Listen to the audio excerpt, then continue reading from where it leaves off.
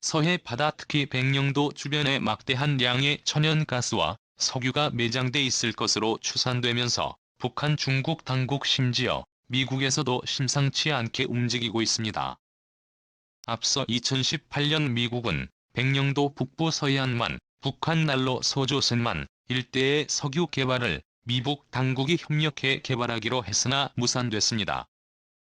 하지만 그보다 최근 더 남쪽인 백령도는 한국형인데 그동안 거리가 너무 멀 뿐 아니라 북한이 안보 위협이 심한 백령도의 지정학 특성상 석유 탐사 장비가 반입되기 힘들었으나 백령도에 공항이 생길 것으로 관측되면서 백령도 주변 광물 자원 탐지 및 전문 인력 투입이 점점 용이해질 것으로 관측되고 있습니다. 이러한 상황 가운데 석유 냄새를 맡은 중국 당국 측에서 한중 양국이 경계를 확정하지 않은 우리 측 수역에 석유 시추금을 불법으로 설치하고 나섰습니다.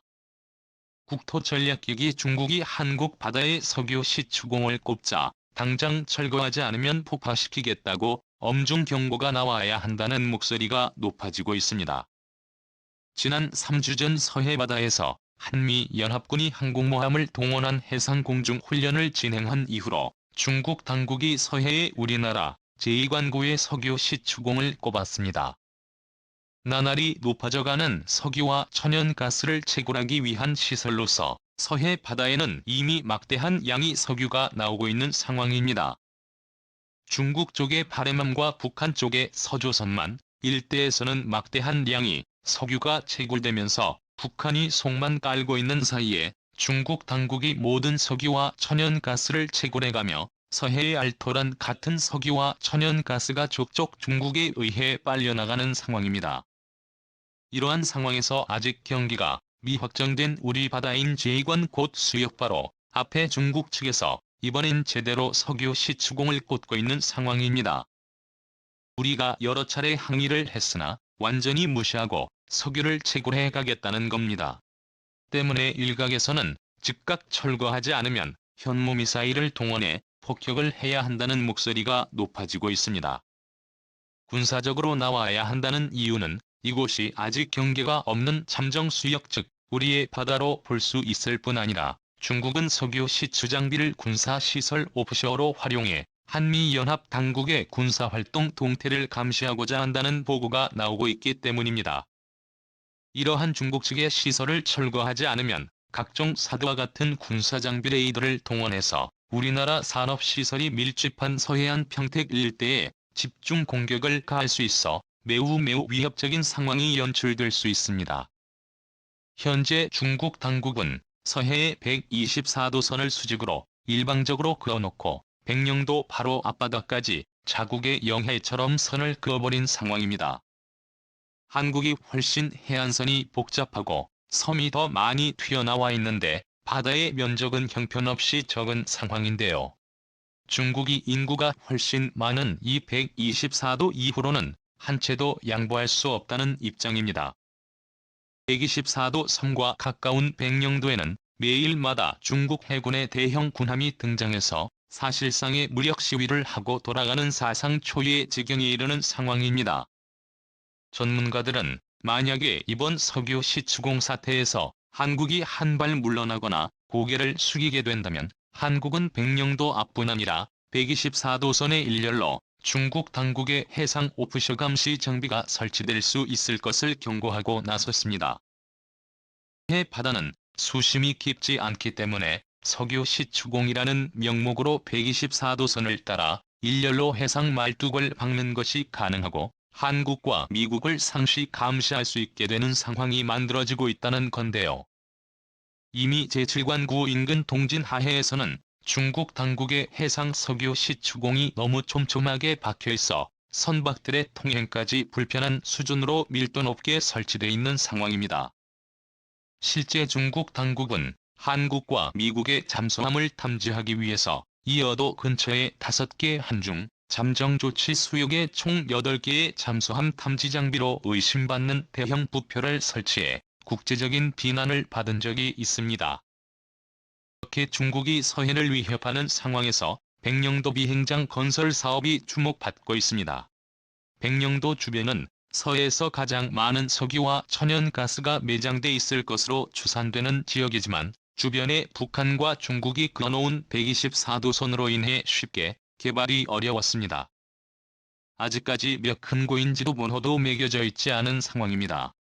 그뿐 아니라 인천항에서 백령도까지 가려면 무려 4시간이나 소요돼 한국에서 가장 소외된 섬으로 불렸고 석유 탐지나 광물 자원 개발 등을 위한 전문 인력의 파견 역시 쉽지 않았습니다.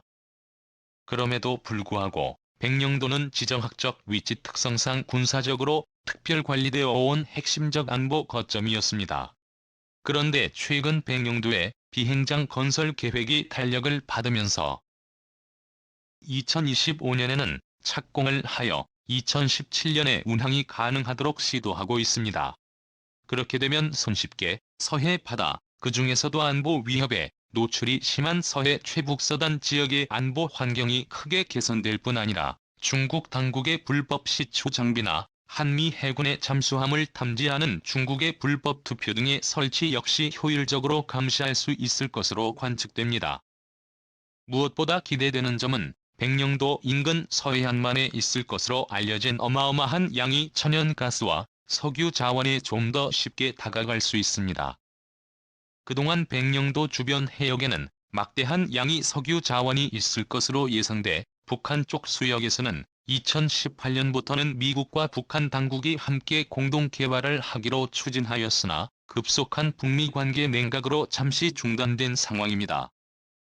그러나 백령도는 엄연한 대한민국 관할의 영토이자 주변 수역은 엄연한 한국 관할의 영해로서 석유 자원을 개발하게 될 경우 온전히 한국의 자원이 될 수 있습니다. 특히 남북 접경의 NLL 지역 일대는 서해안만보다 더 많은 양의 천연가스 혹은 석유가 매장돼 있을 것이란 분석이 나오는 지역입니다. 일대에서는 공룡 발자국 화석들이 쉽게 발견될 정도로 지질학적으로 석유와 천연가스가 발견되기 쉬울 뿐 아니라 항공위성 관측 장비로 천연자원 매장 규모를 알 수 있는 구소련의 탐지 장비로도 서해안 일대에 막대한 양의 석유가 매장돼 있다는 보고가 나오고 있는 상황입니다. 이러한 상황에서 갑자기 중국 측에서 아직 한중 간의 경계가 확정되지 않은 우리제의 광고 부근에 석유 시추공을 고보면서 서해안 일대에 엄청난 긴장감이 형성되고 있습니다.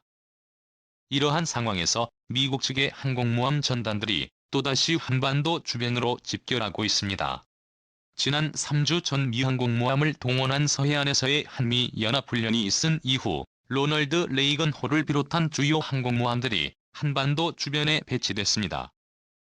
자칫 중국이 서해안에서 한국을 위협할 경우 그대로 한미 상호방위 조약에 따라서 미국이 직접 중국군을 타격하기 위한 것입니다. 중국 측에서 최근 들어 우크라이나를 침공한 러시아와 밀착 행보를 이어가면서 막대한 자원을 매개로 러시아, 중국, 인도를 이어주는 새로운 경제권 벨트를 만들기 위한 작업에 진입했습니다.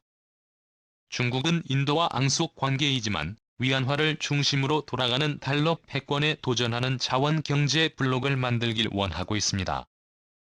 중국 측은 이러한 미래에 앞서 1970년대 이후로 달러로만 결제를 해오던 사우디에도 접선하여 위안화로 결제할 수 있도록 추진하는 상황입니다. 중동 국가들 인도, 러시아를 아우르는 위안화 블록 경제권을 만들려는 것입니다. 여기에 서해에서 만들어지는 천연가스까지 확보를 하게 된다면 중국은 미국이나 서방 진영에 필요 없는 독자적인 세계 경제 블록을 만들어 세계를 또 다른 냉전의 구도 안으로 밀어넣을 수 있다는 우려가 나오는 상황입니다. 과연 한국은 제2의 걸프만 혹은 카스피해가 될지 모른다는 서해 바다의 천연자원을 온전히 우리 손으로 개발해내 자연 독립국의 꿈을 이뤄낼 수 있을까요? 시청해주셔서 감사합니다.